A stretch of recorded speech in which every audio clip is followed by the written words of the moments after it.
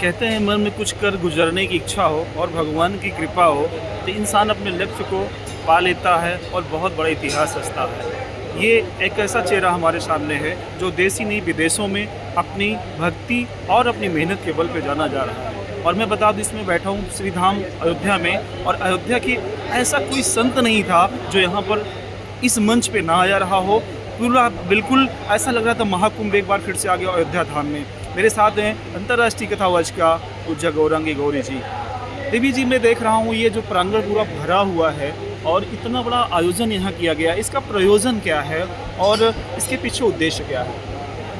सबसे पहले आप सभी को प्रणाम, जय श्री राम। मेरे इस कार्यक्रम का मुख्य उद्देश्य यही था कि आज भूमि पूजन का कार्यक्रम हमने सफल किया और यहाँ पर लगभग कई हजारों बेटियों की रहने की व्यवस्था, उनके पढ़ने की व्यवस्था एवं 6 to 12 तक कैंपस के भीतर एक विद्यालय बनेगा जिसके भीतर बेटियाँ सुरक्षित पढ़ सकेंगी।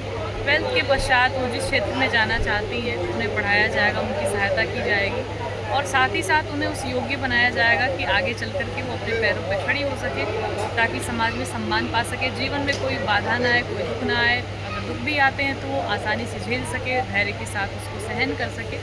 उसके पश्चात उनका फिर विवाह कराया जाएगा। तो ऐसा आयोजन था। साथ ही वृद्धाश्रम में आप समाज में देख रहे हैं बहुत सारे ऐसे बच्चे हैं जो अपने माता पिता को बेसहारा छोड़ देते हैं, तो देख के बहुत पीड़ा होती है, बहुत कष्ट होता है। बस इसी चीज़ को देखते हुए एक वृद्धाश्रम का भी निर्माण होने वाला है। माता पिता दोनों के रहने की व्यवस्था होगी, क्योंकि लगभग माताओं का ही आश्रम रहता है, तो दोनों की आश्रम की व्यवस्था होगी।